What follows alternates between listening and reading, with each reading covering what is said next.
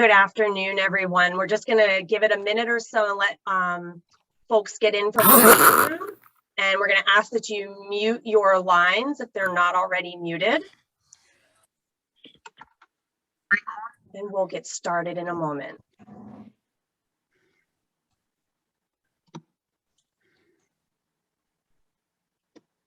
All right. So good afternoon, everyone. Thank you so much for joining us. My name is Patricia Teppenhart, and I'm the Senior Vice President of Strategic Initiatives here with the New Jersey Chamber of Commerce. And I have the distinct pleasure of leading the New Jersey Chamber's work relating to diversity, equity, and inclusion. Like many institutions, it was George Floyd's murder that served as a catalyst for an expanded and intentional commitment for our organization as it relates to DEI. And with that, our president and CEO, Tom Bracken, and our dear friend and colleague, John Harmon, founder and CEO of the African American Chamber of Commerce of New Jersey, both of whom will be introduced to you all in a few minutes as panelists for today's conversation, committed to a partnership to bring New Jersey's business community along as it relates to 5 strategic priorities. And those are board diversity, workforce diversity, supplier diversity, access to capital, and corporate citizenship. But in complement to these strategic priorities, we've been working on some internal initiatives to ensure that we're not just talking the talk. We curate content for the staff and send monthly asynchronous learning opportunities, things like understanding white privilege, reconsidering the color nude, that despite being universally used by all races, the color nude is still based on Caucasian or white skin complexions. Or the milestone of Ketanji Brown Jackson's nomination to the Supreme Court. And even understanding Brian Flores' claims of systemic racism in the NFL as we went into Super Bowl weekend. We conducted a DEI audit of our New Jersey Business Summit in Atlantic City, and we're fine-tuning our internal hiring practices, staff-in services, human resource policies, commitment to board and supplier diversity, and the list goes on. There's a lot of work to do behind the scenes to support an organization's structural commitment to diversity, equity, and inclusion. And yet there's a simultaneous sense of urgency that we must do more. And while in 2020, immediately in the aftermath of George Floyd's murder, many companies published externally facing statements about their commitment to DEI, a global pandemic caused a shift in focus. But as we continue to contend with the impact of the pandemic, we must ensure we're keeping up with our commitment to address the impact of racism. In April, we launched a workplace culture survey to the business community. And the link is still open, and I'll share the link with you all as a follow-up to this conversation. But our initial responses are good context for today's conversation. 76% of our respondents indicated that women of color comprise less than 10% of their company's senior leadership roles. 77% indicated that DEI was a top commitment in their company, with 47% of their employers having made public statements in the aftermath of George Floyd's murder. Yet 43% say their companies need to be doing more. And this is why we're here today, to reset, to reestablish our commitment, and to be honest about where we've collectively made progress and where we can and should do more. We're joined today by representatives from the U.S. Chamber of Commerce, the African American Chamber of Commerce of New Jersey, and the State Chamber of Commerce, and they'll give perspectives to help inform our collective next steps. Regrettably, Latricia Boone from the U.S. Chamber is under the weather today and emailed this morning that she's unable to join us.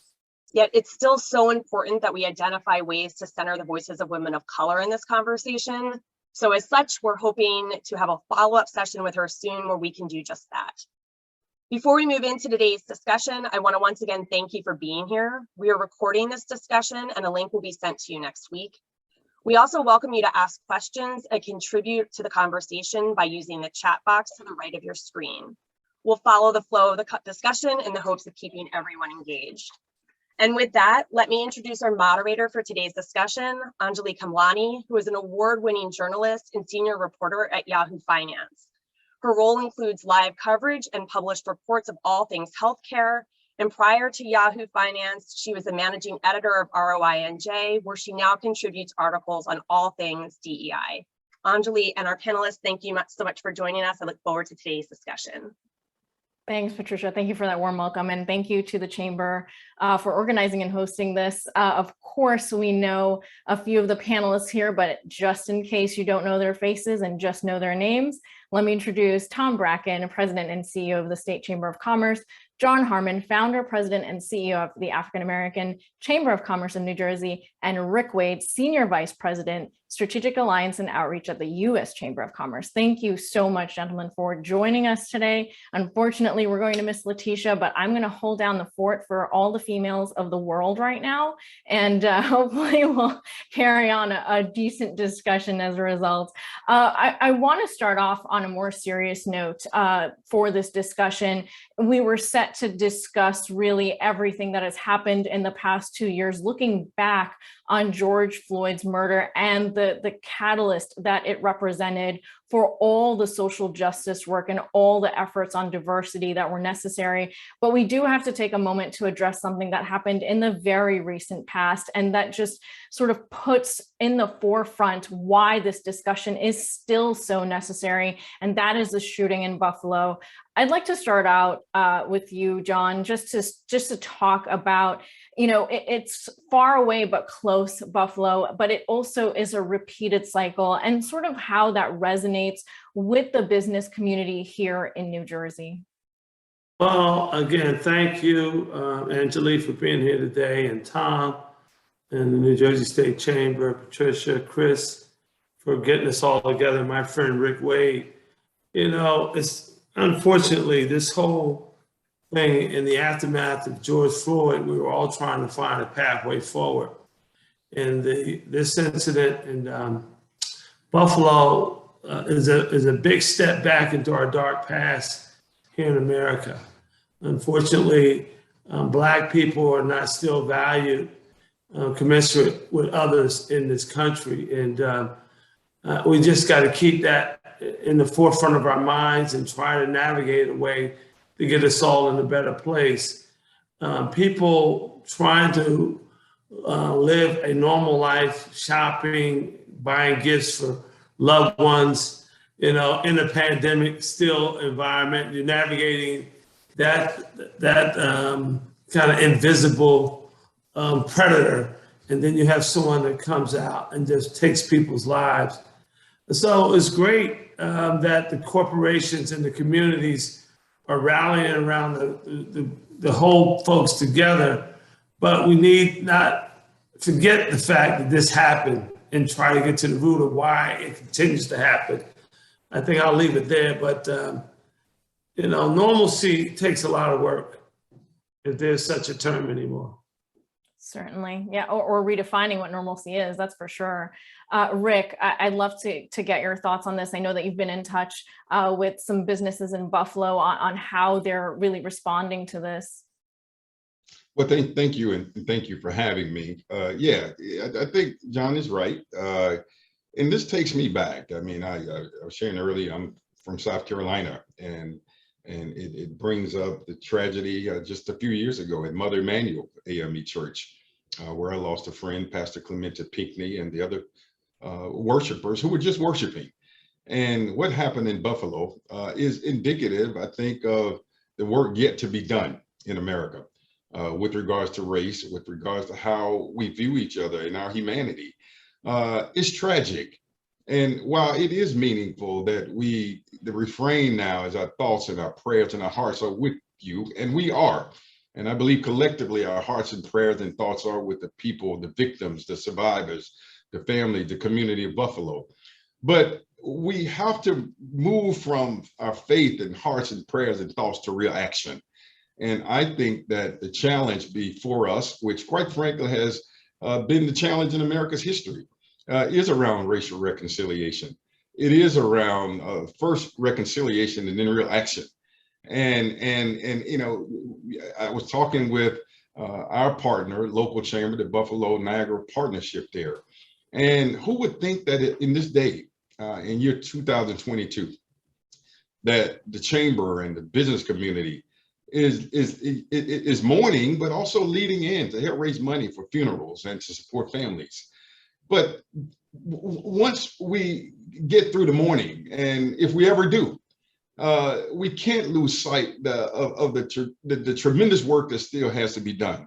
How do we create economic opportunity? The Tops supermarket, which now creates a food desert.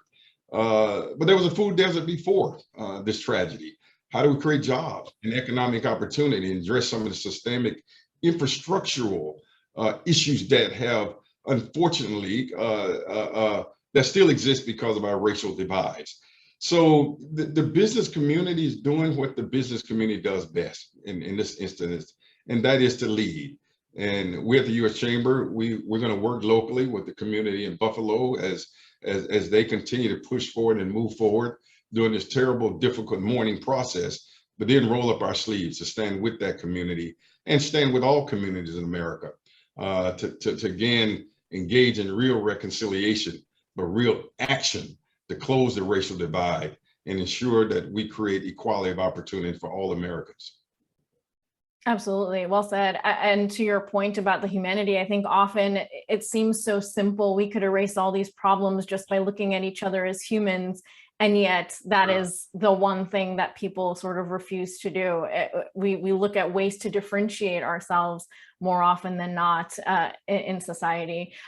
Tom, any thoughts on this and just how it relates to, going back to what John was talking about as well, just the idea that we need to find a way to sort of communicate better, or even just see how the business community can be the role model for the entire country?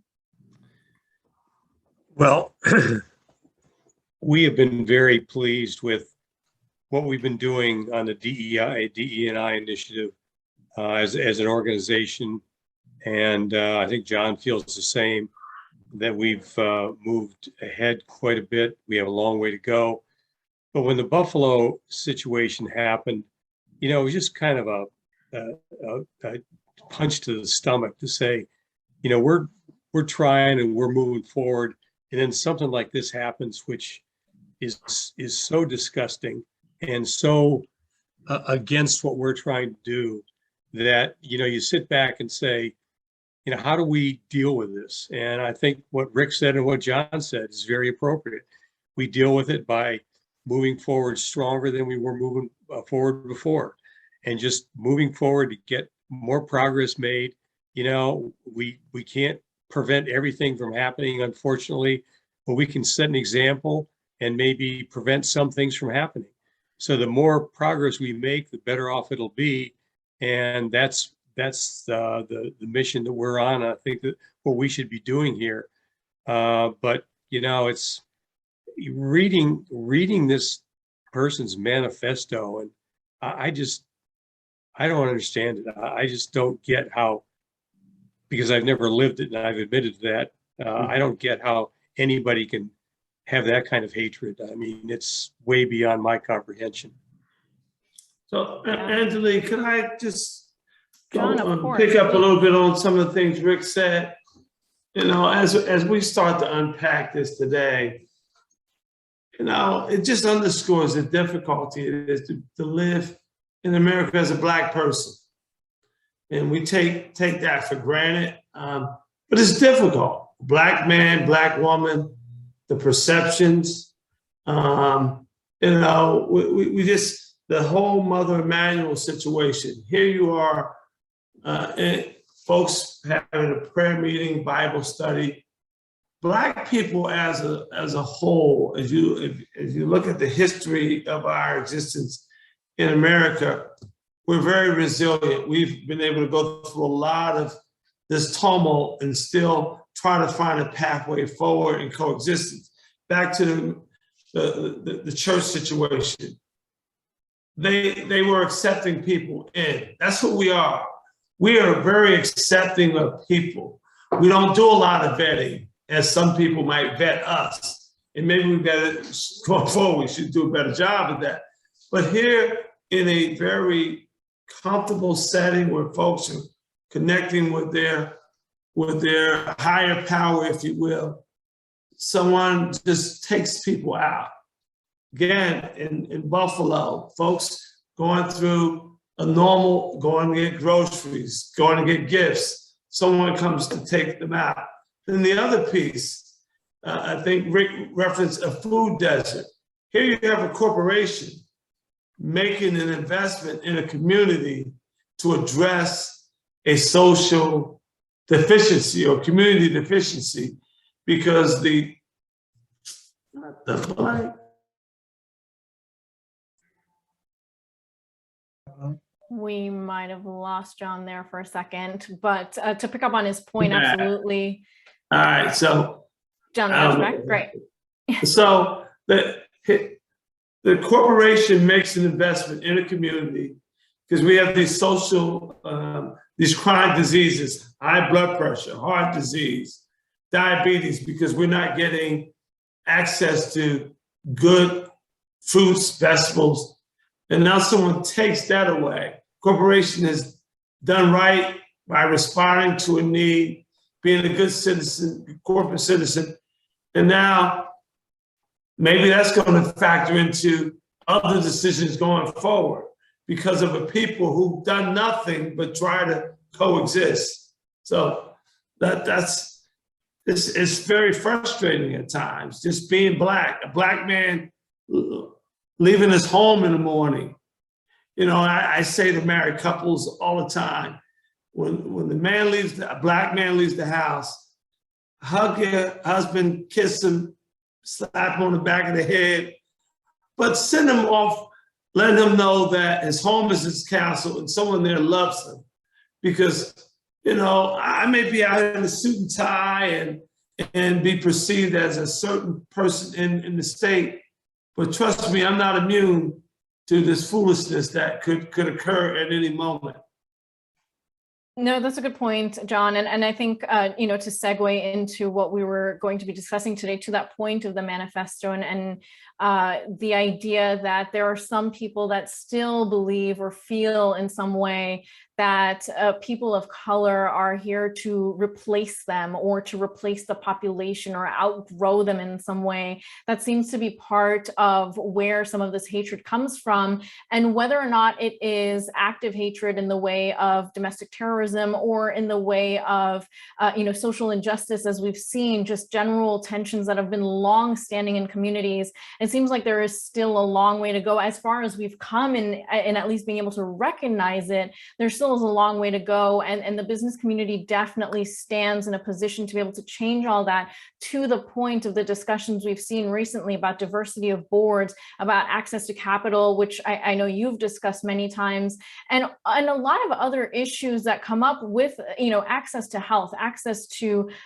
you know, healthy foods, and just the way that companies have decided where to open locations, how to conduct business, and who to target as their customers. It seems to be more where to get the profits versus a situation of how to gain the most number of customers. And that seems to be part of the strategy. But that's, of course, just based on what we've seen over the years, the studies that have been done of food deserts, to your point. But it seems like there's a lot more data now out there, as we are in a more technology savvy world and tech enabled and tech connected world, to the point of us having this entire webinar by Zoom. To that point, Rick, I wonder if you could weigh on just sort of how we're trying to balance that pro-con of, number one, having technology at our disposal and to help us, and yet it also is able to facilitate so much more hatred. Well, listen, I mean, we're in a world that has evolved, in a country that has evolved from the Industrial Revolution to the technology one. I mean, I don't know that technology, I think technology is here to stay, and we have to embrace it for good. Not for bad. And there are clearly challenges that policymakers and others are having conversation about when it comes to social media. But technology is also good. I mean, again, I grew up in the deep part, rural part of South Carolina, and I know what it means when, which we saw during the pandemic, when you still have technology and digital divides between urban and rural America. We saw during the pandemic where you had Black children and Latino children who didn't even have computers to be able to engage in virtual learning, who didn't have consistent internet access. So let's not forget about those technology gaps and the idea that we really do need to make investments in bridging the digital divide. I think, there are some good things on occasion that come out of Washington, and one being the Infrastructure and Investment Act. Included in that is significant investment to hone in and focus on closing this digital divide. So, I tend to look at, these issues on where's our progress, where are opportunities to grow and come together and find common ground. And I think in technology is one that we have to reckon with. The manifestation of what happened in Buffalo and the use of social media that's concerning. But we got to also think about what are the longer term opportunities and implications to create equality, to level the playing field. And everything is tech enabled. And so that's the work that we're leading at the Chamber in working with companies and the administration and policymakers, is to help use technology to solve some of these complex problems. When I grew up in rural South Carolina, I mean, there was no conversation then about, a healthcare doctor's visits virtually. This is the world we live in. How do we create opportunities even for Black and minority businesses to export and sell their products around the world, for farmers to sell their products around the world? Well, technology creates that opportunity. So again, I think technology can be for good, and that's the business community, I believe, what we should be focused on.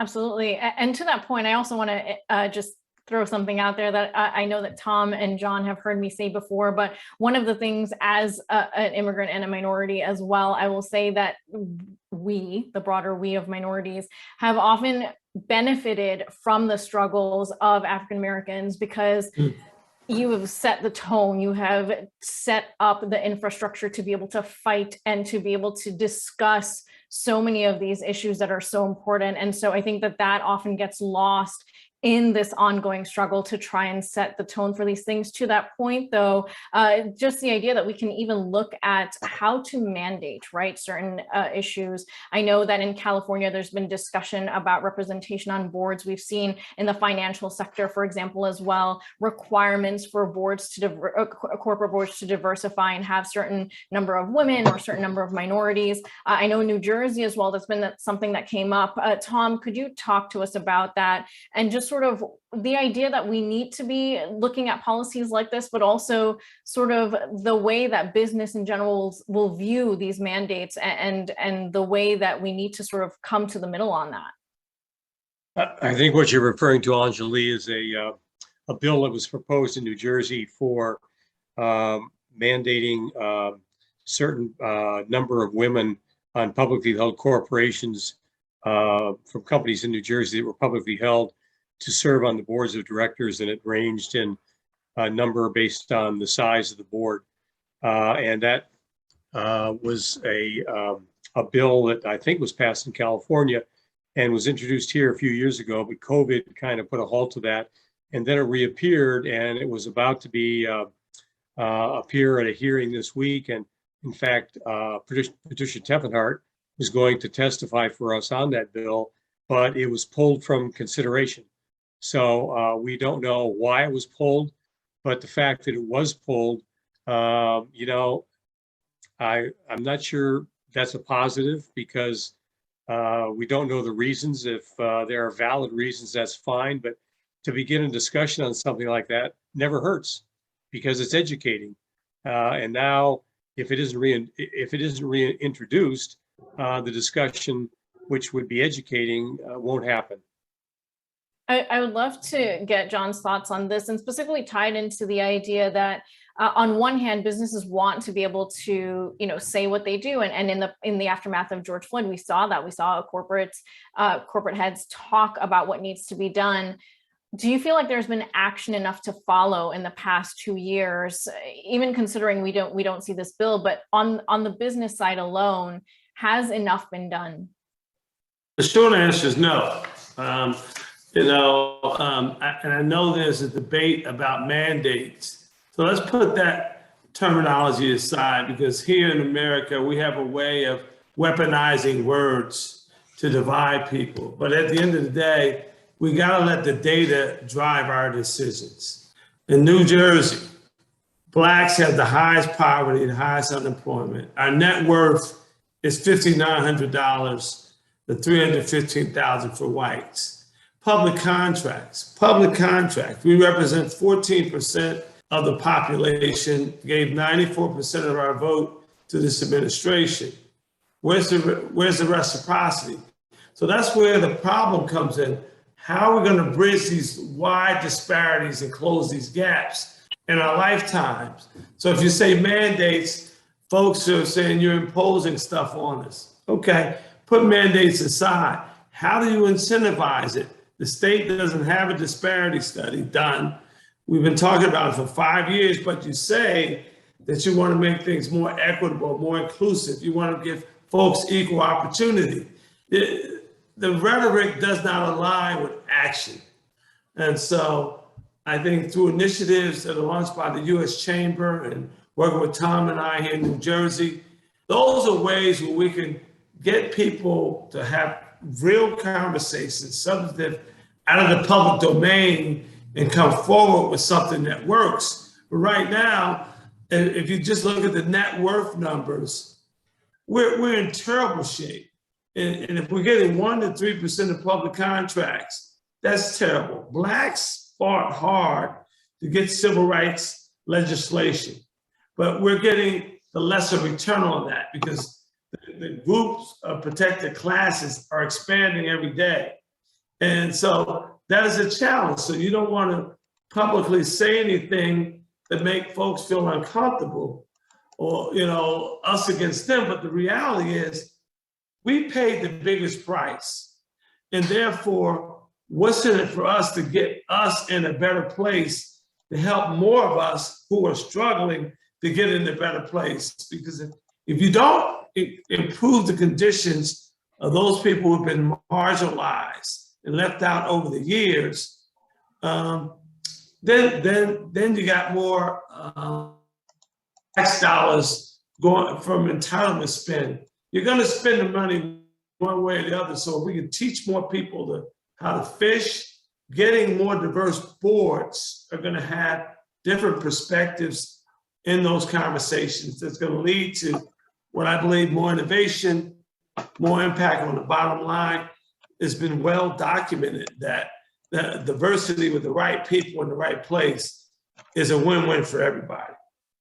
Absolutely. Yeah, Julie, let me, Can I comment, because I talked about the fact that this bill was on the board member issue was pulled and prevented some discussion and education on the issue. And I've said this publicly and I've said it many times. I have never experienced the life issues that John and members of the Black community have experienced. Obviously I haven't. So I can't use that as an educating experience. All I can do is rely on data and testimony and reading information and statistics and so forth, and talking to people like John at length to be able to really appreciate what all these issues are and how deep they are. And so the part of educating people is so vitally important in this process. And in fact, the way John and I came together on our initiative in New Jersey was after the statistics of the US Chamber and their Equality of Opportunity initiative came out, which just absolutely floored me. And I called John and he had the same reaction. And that's when we started our initiative based on that data. So the issue of data driving decisions is extremely important, and it requires education. And anytime we can provide education on these things that is impactful, we have to try to do. And that's why the issue in pulling that bill was an opportunity that was lost. I'm glad you brought up the data point, and I will touch on the initiatives as well in a second, because I do want to ask Rick about this in light of the fact that we have so much more data now today than ever before. We seem to be continuing to collect it, but maybe not necessarily acting on it so much. And so I just wonder if you could address that, sort of where we are in terms of understanding the roots of the problems and the problems themselves, and maybe the level of action that's being taken by businesses. Sure, and I'll respond to it, but I don't want us to underestimate the impact and the power of the friendship and relationship that I've witnessed between Tom and John working together. Because that is, as I talked about that reconciliation, that's a humanity issue to me, getting to know each other, finding that we got more in common than different, and agreeing to go out there and fight this good fight. As John Lewis, the congressman, used to say, fight for the good trouble, and they're engaging in some really good trouble. Now, here's the deal. You know, as I talk oftentimes to companies and as I travel across the country, there's a moral imperative as to why this work is important. But there's also a business and economic case. And I think John was absolutely right, and Tom, in talking about the data. And, you know, after the murder of George Floyd, we convened over 6,000 CEOs, other business leaders, policymakers, and other stakeholders in a real conversation. But from that, informed by data and research, we launched that whole broad equality of opportunity initiative, which puts forth some real policy and private sector solutions to addressing issues like education inequality and unemployment, criminal justice, health, wealth, et cetera. But it was all rooted in data. And that's what I believe the data, the economic case is where we have the greatest opportunity as a business community to continue to lead on. You know, we have a partnership with the W.K. Kellogg Foundation that where we're having conversation with the business community around this incredible research report that they've done called the Business Case for Racial Equity. And the thesis is simple, that if we address these inequalities, whether it's education and criminal justice and housing, that our GDP grows by $8 trillion. We can debate what 8 trillion, Citigroup did a report, I think it was 6 trillion. But the point of the matter is that the data is very clear, that this is a win-win. It's not about taking from Peter to give to Paul, or it is an opportunity to expand the economic pie. And on the point of diversity, equity, and inclusion, the data is equally as clear. What we know is that there's a strong correlation between diversity and leadership, whether it's on the board level or C-suite level, and quarterly earnings. Companies in the top quartile for ethnic and racial diversity on executive teams are 33% more likely to have industry-leading profitability. McKinsey, Deloitte, et cetera, et cetera. So the bottom line is that the data should lead and guide us and should be our North Star in terms of addressing some of these issues. And I, again, would argue that that's where the business community has the greatest opportunity to lead. Yeah. I want to touch on that and on the initiatives, of course, that Tom and John have done, because Tom, to your point, I know that you have stated very clearly that you do not know the lived experience of John, of Rick, and others. But I would also say that I think one of the things that's understood is that there are also other nuances to belonging to the elite class, the protected class, the business, the higher up of the business community, and that is soft skills. And that's something that is increasingly important, and that's something you as well experience. I know Deloitte, for example, has done an excellent job of training minorities and having sessions open to individuals who want to learn these soft skills, simple things that you don't think about, like what kind of scotch to drink in front of an executive, and how to speak to someone, how to learn about sports, or what are icebreakers in terms of conversations. And that to me is fascinating, because it gives these, these consultants a leg up immediately in these discussions. And I see you all nodding, so I know that you agree. So to that point, how do you see being able to translate that to what the New Jersey business community needs, whether it be entrepreneurs and their ability to talk to, corporates, or just generally speaking, those who want to climb the ladder within companies and get on boards and even be seen by them? There's all these soft skills that really need, more attention. I'll let you decide who wants to go first on that. But I thought that was the Tom. I was laying back. Well, you can go, John. I like it. Go. All right, so I'm going to back into that a little bit, because, traditionally, most Black businesses are first generation. So they have not had the experience of having the dinner parties where folks come over and after breaking bread or throwing back an adult beverage, they start talking about opportunities and transactions that's going to help, increase their worth, their net worth, or help have an impact on society. But Rick mentioned something earlier that I think feeds into the discussion as well, and I'll come back to the data. You know, Rick talked about reconciliation, and it comes from a number of perspectives. You have folks talking about socialism and capitalism. And you have the socialism tag being labeled with a lot of Black people. And so I have to get into those conversations of corporations being demonized. Corporations make life better for everyone when you have the right leadership, from their philanthropy, from their hiring, from their supplier diversity, from their corporate citizenship investment and programming. Corporations are a vital asset to bring in more competitive states like New Jersey and others. But how do we make progress? Back to you, Anjali, earlier you talked about the data that exists and no one is still moving on it. Get hit in the face with diversity leads to stronger profit margins, expansion in different markets, impacts the bottom line. But yet we have not seen this seismic movement to embrace those numbers. So we get at it through small groups, working through the US Chamber, working with Tom, because there's perceptions out there that persist that Black and brown people cannot hit the ball the way that others hit it. Although you have Josh Gibson that hit over 900 home runs, Satchel Paige came into Major League Baseball in his 40s.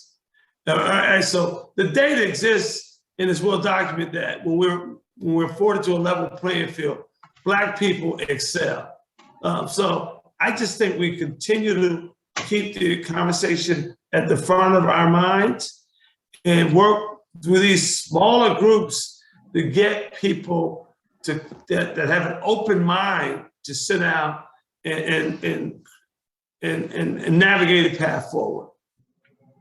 That's working here for us in New Jersey. Maybe a little slower than I hope, but we're going in the right direction. Tom, did you have something to add? Yeah, I think the best way I can comment on this is, you know, the equation of form versus substance. I've always been somebody who focuses on substance, not form. I mean, because of what people wear, what they drive, you know, where they live, that kind of form is nice. But what they've done is really what has always impacted me most positively.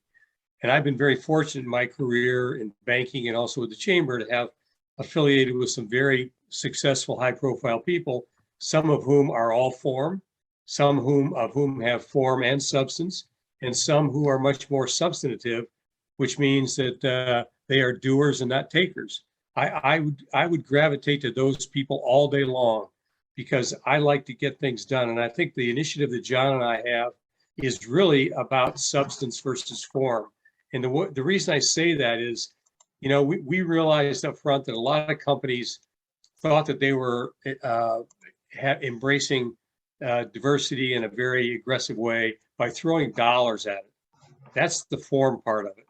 The substance part of it is when they make real commitments of their company and their people and do something about it in the form of attacking the 5 initiatives that we put in place. That's the substance part of it. And, you know, our whole initiative is about substance, not form. And, you know, at the end of the day, that will go a long way to helping this issue. So, you know, that kind of impacts me most importantly, the fact that it's not what somebody says, it's what they do. And doing it at the end of the day is how we make progress.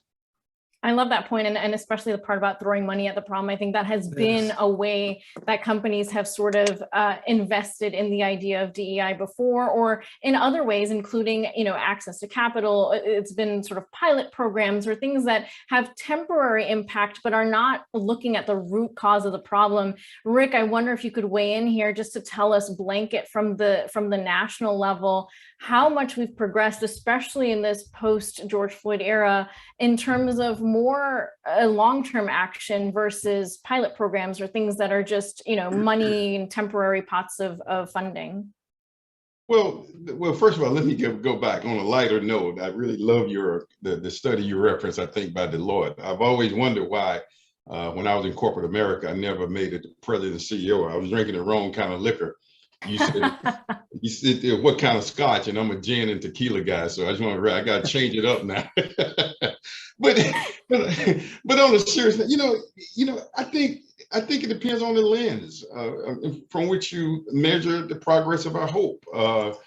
There were those who say it was George Floyd a moment in history, or was it a movement? Were the policies, or was it just empty promises that were made by not just the business community, but leaders across America? And certainly the tragedy in Buffalo would have us believe that the entire, all of the wheels of progress have turned backwards. And so I think there's some instances where we made progress, but there's obviously, we have a lot more work to do.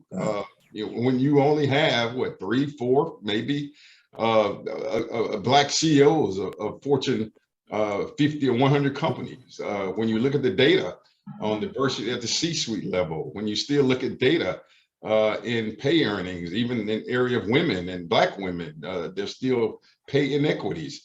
You look at the investment or the pronouncements that were made after George Floyd in funding, significant. We can debate on whether that's all been manifested, but I'm an optimist. I have to be an optimist that we can lean in. I always believed, growing up again in what really was a segregated part of South Carolina in the late 1960s. I remember the days of colored only sign at the doctor's office and having to go upstairs in the movie theater. And so my perspective on progress is based on my experience, because I also know that I had a wonderful opportunity because of, yes, working hard and parents and who taught me to believe and have faith, but also, going to school on a Springs Industry Scholarship to ultimately go to Harvard. That's progress. And now to work at the U.S. Chamber of Commerce. And so, it speaks to, I think, the opportunity we have more so than where we are, that we can do what we're doing now, that John and Tom can sit together and break bread together and yet force together on such a beautiful agenda in the state of New Jersey. That's the measure of progress too, that I think we should always keep in mind, that there's some good things happening in America despite the bad things that still happen. Rick, I think you bring up a good point, and I know that I had this discussion with some people, especially around Black History Month, in talking about, are we past the point of having a History Month? Do we need to be, celebrating just 1 month out of the year? Shouldn't this be, and this is, I think, relative to the conversation around putting more effort and more attention and spotlight on the topic of diversity in businesses and finding the roots of these problems. It feels like it's not a lot of progress, but yet if you look back on the whole, there has been so much progress in a relatively short period of time in history, but it's so frustrating, I'm sure, to not see it happen at the point and reach that level where we all feel like this is it. We've reached the solution of the problems, right? So I wonder, I'm going to ask each one of you, and I'll start with Tom, if you can wave a magic wand right now and just fix all the diversity issues in one fell swoop and have everyone have equitable access and equal opportunities, what would you think is that core underlying thing that needs to be done? Gee, thanks for asking me to go first, Anjali. That's I'm being kind. That's a pretty profound. That's a pretty profound ask you just made. I don't. I'd really have to think about the answer to that question. There are so many components to this, and so many learnings that I have yet to have on this, and so much lack of having experienced this firsthand. I'm not sure I can answer that question, to be honest. I know that what we're doing in New Jersey is the right thing.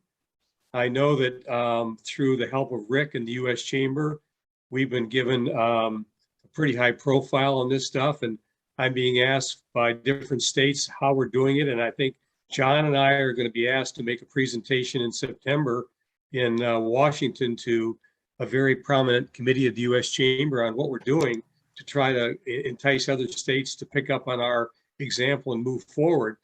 So, you know, if we can become a national leader in helping other states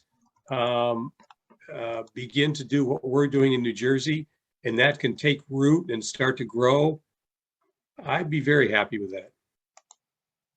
John? You have to state the question again for me. If you could have a magic wand to just completely erase all the problems, have everyone have equal opportunity, equal access, and make sure that there is just equity across the board, what is one thing that could be done to underlie all that and to help start really pushing that problem away? Well, I think one thing could people just embrace that everyone has value. I think that's probably the common denominator, and that's where we get tripped up, because some folks think that others don't have value and therefore they're better than them and they can marginalize them.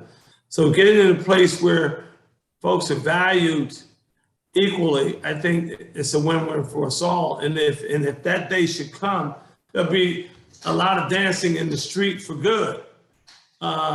We often talk about, you know, fairness and equality and what's right for I'm my brother's keeper, and you know, the golden rule. All that stuff sounds great, but at the end of the day, the data tells us that we have not fully embraced that. And we talk a good game, and we, in our own way, it comes down to power and class. This whole political discord right now is just, you know, what was embraced as good is now being demonized as wrong. Anything that you can use to get the upper hand against your competitor or your opponent is used as a weapon. I don't know if we ever get to a place where there'll be peace and harmony, but to Rick's point, you got to be an optimist. If I'm not optimistic about pressing that way, this is not the job for me. You know, I deal with men and women every day who have risk capital on the line, who've invested everything they got, and all they're asking for is an opportunity to present their product and service and compete. They believe in their heart that they have the answer, and there's someone, somewhere, somehow that's blocking them from getting to that access point where they can compete and thus be able to get to a better life for themselves and their family. That's kind of a long answer, but the optimism drives me to try to bring that to fruition. Fair enough. Rick? Well, listen, I don't know if I have much to add. I just add on to something John said. And if you think about it, we have learned how to, the business community and as humans, I mean, we can take folks to the moon, we can create vaccines for deadly viruses and a pandemic. We can create technologies that do things that are unheard of. And I know this sounds a little rhetorical, but John touched on the golden rule, but we still haven't mastered how to love each other. And the antithesis of that is hate. The very thing that just manifests itself in Buffalo, that manifests itself around George Floyd, that manifested itself in Mother Emanuel, and the list goes on, even in Atlanta. Let's not forget about the murders of Asian Americans and so far. So I know that's not a business conversation but it's a human conversation. How do we love? We don't know how to love each other. And I think before we get to reconciliation, Dr. King talked about the redemptive nature of love. And how do you measure that? I don't know how you measure that, but you ask about a magic wand. And for me, that is a magic wand. If I could wave it and could change not just America, but the entire world, it'd be a wand that could just drop love everywhere so that we can start learning all the good that comes not just economically, but from our humanity that could pour out and overflow across this world. Angela, can I make one comment, please? You know, I think one very encouraging thing for me and something I have really enjoyed watching is all of my grandchildren, and they range in age from 2 to 7, they have a very diverse group of friends, and they get along. There's no indication that they see any difference in their friends of color or the Asians, the Indians. They don't see that. They just see people, and they get along well. They have fun with each other. That to me is very encouraging, because I think if you start like that, hopefully those values will continue to grow, and maybe that's progress. Yeah. Certainly, unlearning. Yeah. Well, listen, hopefully one day we'll manufacture that magic wand, Rick, the one that drops all the love. I love it. And Tom, really to your point, I think that's another really good point to bring up, is that generationally, these problems could be solving themselves, and we just have to wait for the time, wait for these kids to grow up and take over the world, and we'll see how the world runs then. But until then, we do have to tackle those problems. We have to tackle the roots and uncover those roots and make sure that people see those roots, to the point of redlining, for example. I think that, that's something that people didn't necessarily understand 10 years ago, and now everyone knows the word, and it's now mainstream. So hopefully that's one sign of progress as well. I think we can start to open it up to Q&A, but I just want to make sure that you all have, aired your final thoughts. If anyone has anything to add before we open up to the general audience. John, yes, you have raised your hand. Please go. Yeah, let me kind of piggyback on what Tom said.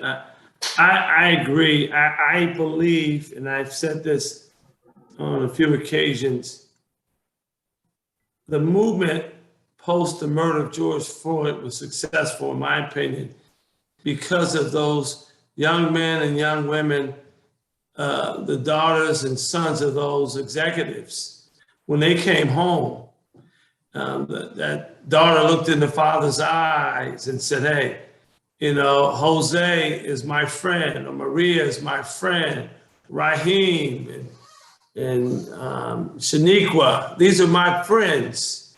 And, they made a point that kind of the parents may not have seen. And so you have that lobbying, if you will, around the dinner table. It can be transformational. So I think that's what, and then when you saw not only Black people protesting, but everybody, and it was not a 48-hour news cycle protest. This was sustained, and most politicians could ride out maybe 72 hours. But when this starts to go global and you get into, 4 or 5 days, 2, 3 weeks, someone has to deal with this. And so I think we are better with this younger demographic. But Dr. King said in his book, Why We Can't Wait, we got to work on parallel tracks here. Wait to get them engaged. We got to do more incentives. I agree with one of the comments.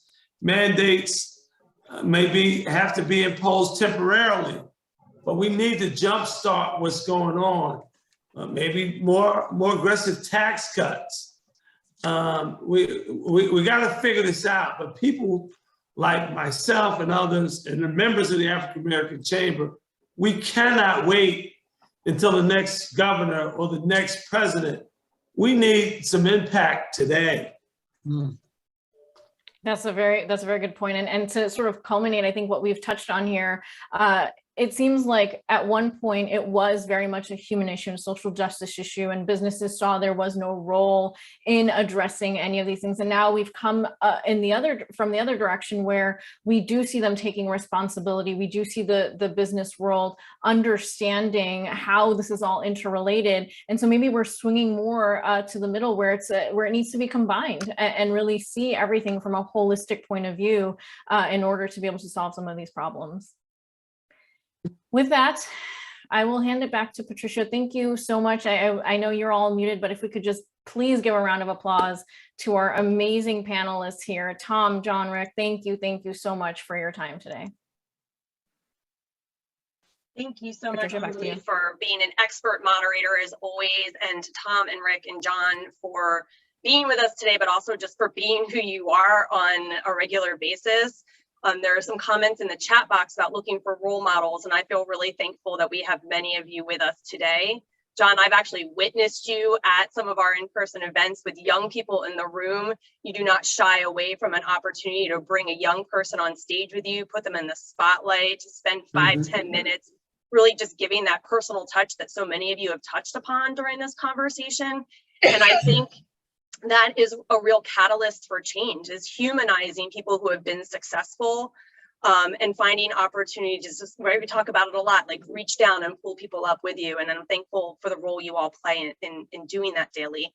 I want to draw attention to some of the comments and questions that have popped up in the chat, because we do have a number of folks with us, and so we're not going to open up microphones, but to the extent that other people would like to engage in the conversation, adding some comments or questions into the chat is a great way to continue the conversation. And I understand that there's a need and an interest to always focus on the positive, but one of the comments that, since I'm facilitating this part of the conversation, I'll take the personal privilege of sort of bringing into it, is there's a corporate level of comfortability with the term DEI. But in my experience, like, the real root of what it is we're addressing is systemic racism, systemic oppression. And that when we can actually have those conversations with language that is accurate and authentic, then our DEI work can actually gain traction and be impactful. So many times the corporate world uses the term DEI as like a frosting on the cupcake when they don't want to actually do, John's laughing and agreeing, the hard work of saying the reason why we need DEI work is because we need to undo the impact of systemic racism and systemic bias. And so, to the extent that any of you want to sort of just pick that up for a second and touch upon that, I would be personally and professionally appreciative. Well, let me take a stab at it. At the end of the day, Tom uses the term substance over just show. I forget the exact word, but that's what he meant. And I agree with him. Sometimes if you look a person in the face and say, you got to prove to me that you're not associated with these different groups or these different ideologies, and it becomes action, right? The data is slapping people in the face. We've raised our hands saying, hey, we're here. We have Black men and women, people of color that can meet the value proposition. We will vet them out. And the numbers have demonstrated that by doing so, we all win.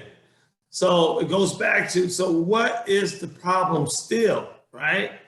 If the objective is to have a shareholder value, good profit margins, all these indicators tell you that, what is the problem? And so you got to make people a little uncomfortable, because it starts to contradict what they're saying. So if your goals are to be a profitable, efficient, innovative, market penetrating corporation or business enterprise, and we're saying your subjective approach has delivered some decent returns, but we have a more objective model over here that has metrics that's going to get you a better return.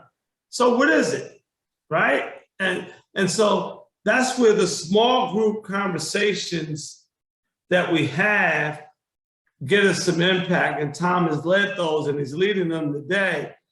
But given the wide disparities, is it going to get the critical mass in a timely manner? Because we need this today. There's more money on the street, more resources available. And Tom and I also got to the discussion with the state of New Jersey. You got the money. What's the excuse? The numbers tell you that the people who've supported you are in great need for contracts, resources, et cetera, et cetera. Open up the floodgates. Give the people, the song, the OJs, you got to give the people what they want. It's time to give the people not only what they want, what they need. The time has come. To that point, I recently had a similar conversation on a panel, and one executive said, the DEI movement has reached the show me the money phase. And I think that hits what you just said, John. I don't know if anyone had any other points to make, but I do have, just as a reminder, anyone can throw some questions into the chat. We're monitoring that right now. But one of the questions came up about specifically the numbers and what do they show, specifically referring to Black women businesses. But I think that touches on something more broadly. You know, do we see improvement in the numbers? Have the data that we're collecting show any improvement on any front? Or are there certain segments where we do see some improvements even as others lag? I leave that open to anyone to answer. I don't know the statistics on that, Anjali, but I have to say that my guess is that they are moving in the right direction, but probably way slower than anybody would like. I know our initiative, when we announced it, it did increase expectations incrementally. And I don't think John, nor I, or Patricia, who runs it for us, we are satisfied with where we are. We'd like to be much further ahead. And so would the other people who had expectations of us would like to see us further ahead. But we're not there yet. We're working to get there. But it's a battle that just is, the further you go, the tougher it gets. Let me put it that way. And the higher the expectations. So it's sort of a self-fulfilling prophecy, but you can't give up. I mean, it would be easy to give up and just kind of rest on our laurels because we've had some initial success.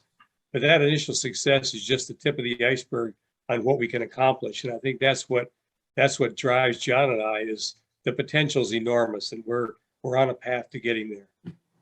And if I can sort of add to that as a response, not a question, I think, you know, the work that we're doing at the State Chamber with our Supplier Diversity Collaborative is indicative of the type of structural undoing that needs to be done in order for progress to be sustainable. Right? We have 27 members of the collaborative that represent so many different perspectives, lived experiences. We have minority women-owned businesses. We have representatives from other multicultural chambers, and we have big corporations, some of which have successful and seasoned supplier diversity initiatives, and some who are just getting started. And I think that the important part of the collaborative goes back to so much of what you all have talked about as panelists today, is it's in the relationship building and in the candor of the conversation. Because if we permit opportunity for folks to listen to people who have been historically marginalized or excluded from the procurement process, and to tell us the truth about how the policies and procedures or how they get rerouted to this person to check off a box so they can say they spoke to a diverse supplier, but yet still don't get the contract. If we don't center those experiences as we look to rebuild something that will truly be equitable, we are simply just checking off a box and saying, like, yeah, we're committed to supplier diversity, but we're going to continue to do it the same way the people have been doing it before. And those people have been creating barriers, but man, they get some credit for doing a supplier diversity program that actually doesn't create equality of opportunity. Wow. And Wow.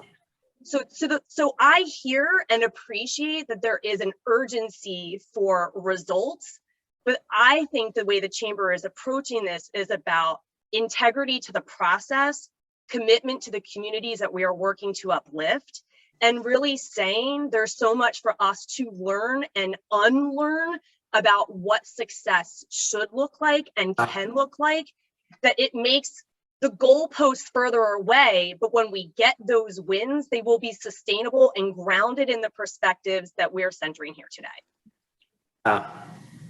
You know, Anjali and Patricia, the two of you just so fire, right?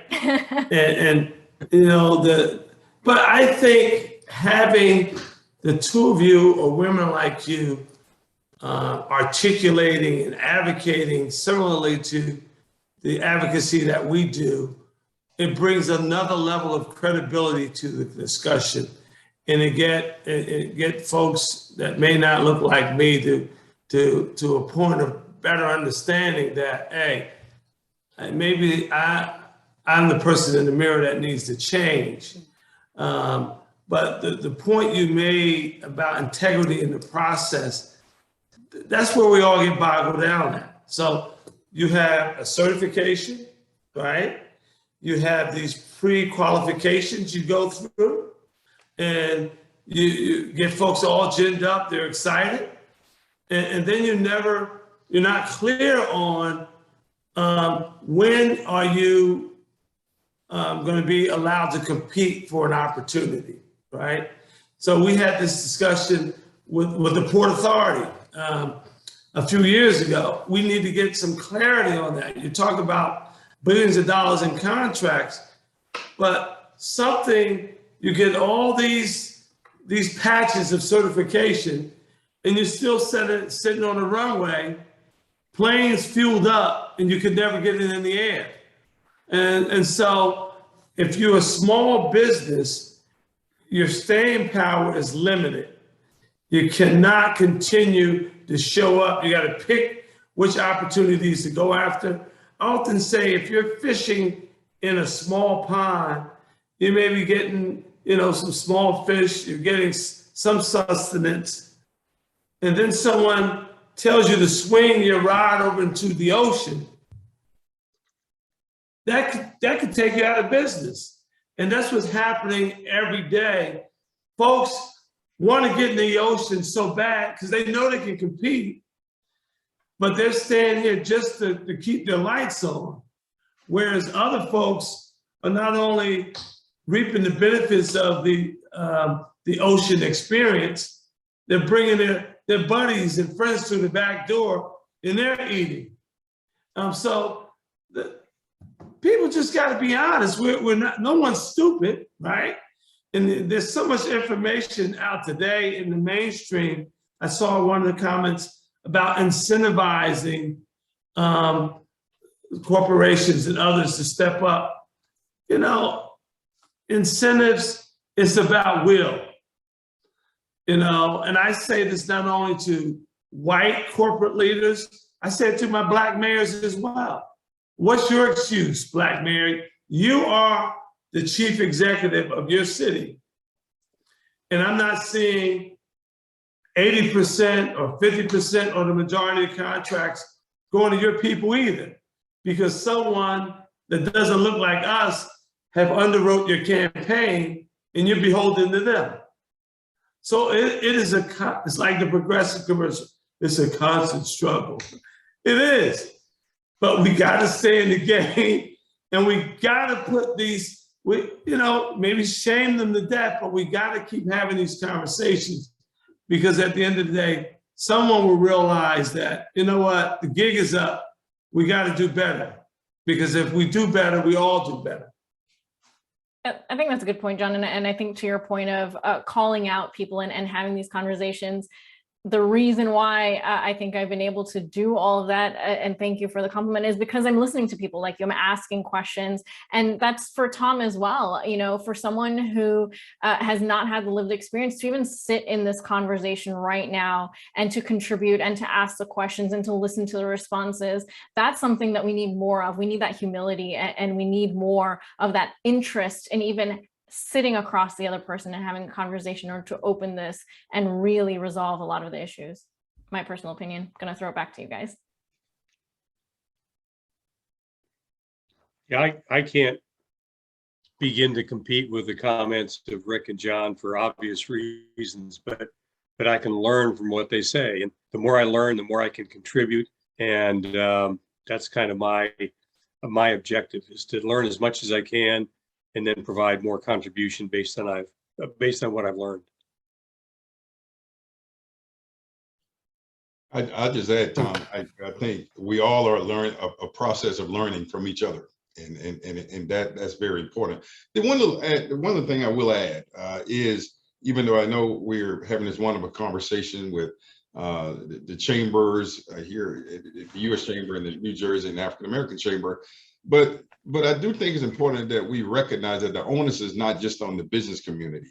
When we think about measuring progress in the work in our society, each of us as individuals and at other institutions have a responsibility. One of the reasons that we're in, I have always argued, where we are in America is because of policies of the past. And that's why when we designed the Equality of Opportunity Initiative, it wasn't just about private sector solutions, but it was also changing the policies that created the environment that we're in.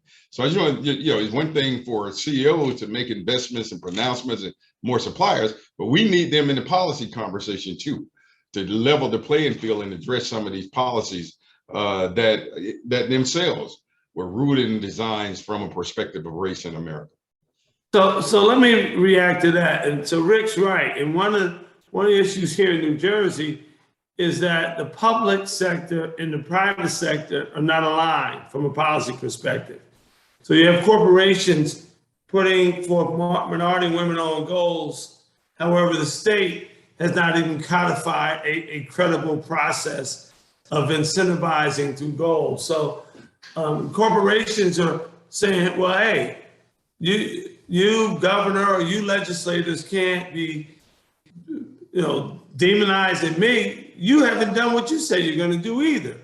So, but it's going to take men and women who vote, who have a voice to make it known to society. And I would say, Angeli, if you could put more data out there through your network, I think the numbers are going to drive the data. If it's shared publicly, will change some minds. So you got to have willingness and trust. So we have trusted advocates. I saw the comment about we can't find qualified or capable people.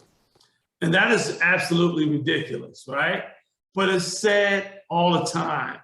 And it's eliminating folks in the process. So if you use the African American Chamber as your trusted partner, working with Tom, working with the state and the other, to bring those people who don't exist to the table, they should be afforded an opportunity not to get boggled down in this process that has no integrity. Someone comes to the table, they have the wherewithal, and they want to contribute to a successful, mutually beneficial engagement. The process should be transparent enough that people will know that they're getting a fair shot. And right now, in New Jersey, we've made some progress, but we have a long ways to go to make folks feel comfortable that they're getting a fair shot in this state. So with that, I think that actually, John, is the perfect sort of call to action, right? We haven't had an opportunity to read through publicly all of the comments in the chat box, but I hope that you all have been following along, because there are really good comments and points for us to contemplate and consider around ways that we uplift, support, and expand opportunity for Black-owned businesses, particularly women of color-owned businesses. And I want to thread the needle between one thing, which was a comment in the chat box, and one of our pillars, as I mentioned at the intro, is around corporate citizenship and thinking about where are corporations investing their support for humanitarian efforts. And one of our panelists, or one of our participants today, who is actually a part of our Supplier Diversity Collaborative, raised a really good point for us to think about, which is think about the undying support the United States has issued towards the Ukrainian crisis, and think about that in comparison to Haiti. And how the way we give our dollars is a translation of the embedded racism and discrimination that sort of upholds the very fabric of this country. And so there is always so much more to talk about. Next Wednesday is the 2-year anniversary of George Floyd's murder. Please take some time to think about what has happened over the last 2 years and what is still ahead of us to do. The work of undoing systemic bias and racism is hard work. It's generational work. It's always inspiring when we think of, Tom's grandchildren or my 14-year-old son and the world of possibility that's before them. But we also know that we lead by example. And it doesn't take much for them to sort of continue the trends of the past if they feel as if there's a pathway for that to continue, for them to uphold their privilege. John, did you want to say something? I want to put forth a recommended action step. It's one. if we could get, I guess in New Jersey, you're gonna need legislation. We're all paying taxes. So if we're paying taxes, we should be aware of what's going on with our money, right? So this is what I'm asking that we agree on. If the state of New Jersey could provide us with quarterly data, semi-annual data on the spend at the municipal, county, state level. So every mayor has to show how much money they're spending in contracts with Blacks, with Hispanics, with all the groups. I mean, why is that not possible, right? Just put it out there. And then, because you can't fix anything, you can't fix things that you don't really know how bad they are, right? It starts from acknowledgement, this is where we are, and then we try to fix it from there. But if no one's showing their cards, we're all guessing. And if we're all paying taxes, now it's different from a corporation, that's a little private, but from a public sector perspective, it's time for us, it's time to show some cards. So, you know, if Tom and I can get together with and get the legislators to, if that's needed, but maybe we can start with a survey. Angeline, you can do that from your platform. Throw a survey out there. What do you think about state, county, and municipal government showing their taxpayers or their stakeholders what's really happening? Seemed to me something that's doable. But that's when you'll find out the foolishness. John, I think the answer to your question is why can't we do this is they don't want you to know. Good news, really, good news travels fast. If municipalities and so forth were proud of what they were doing, we'd know about it. But they don't have the statistics to be proud of. So it would be enlightening to see how bad it is, because, you know, the statistics that came out from the U.S. Chamber on equality of opportunity were compelling. The statistics you're asking for would be just as compelling. Absolutely. Good idea. We got to talk about it. Yeah, we need to push it, because if 70% of folks could rally around smoking cannabis, they get 70% of the folks saying that we need to see this information. So Tom, I don't disagree with you, but this is, you know, you can't fix stuff if you don't really know what the data is. And sometimes, you know, bad news is good news, because it affords us an opportunity to be innovative. Yep. and to fix it, and kicking the can, not knowing where you're really trying to kick the can to, doesn't help anybody. And look, I'm not getting any younger. You can see that. I want to see something happen soon, man. And, you know, anyway, I yield back with that. Thank you so much. I think I've talked more than I should have. The bad news is good news, John, is exactly how you and I got started on this. The bad news of the U.S. Chamber statistics was the good news, because we got together and started our initiative. Yeah. And it sounds like, you know, if you're reading the chat box, that John and Tom are not alone in thinking that this is something that we should explore. So I've taken copious notes and recorded this session, and we'll make sure that we get back together after this call to further explore that. I want to invite everyone who joined us. I'll send a follow-up email with a link to this recording. Please share it with others. I'll also send a link to the workplace culture survey. Please also share that with others. And then just to let you know, keep on your radar. In June, we'll have a webinar around workforce diversity. In July, we'll have a panel discussion around supplier diversity, centering some of the folks who are part of our 27-member collaborative.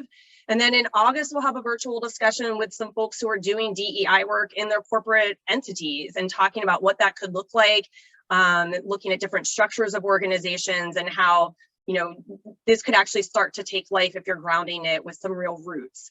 I want to thank all of you for being here, not just our panelists and our moderator, but those of you who are here as guests.